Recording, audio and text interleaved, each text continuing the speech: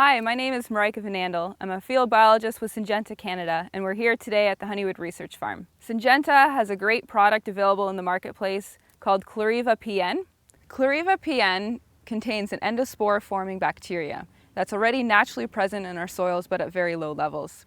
That bacteria is called Pasteuria nishiwaze, and when the soybeans are treated with that seed treatment, the spores will be in that root zone, and when the nematodes come in contact with those spores, the spores will attach and will begin to sporulate inside of the nematode body.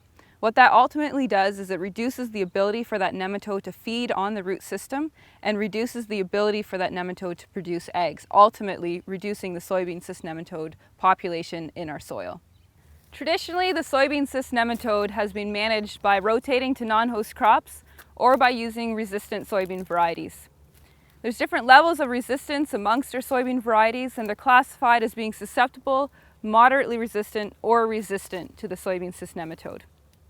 So when we talk about a resistant soybean variety, that soybean variety can still have up to 10% reproduction of the soybean cyst nematode on those roots. With a moderately resistant variety, you can have anywhere from 10 to 30% reproduction on those roots. Our research data shows that over the last few years, we've seen about a 3 to 5% yield increase when using Chloreva PN on resistant soybean varieties.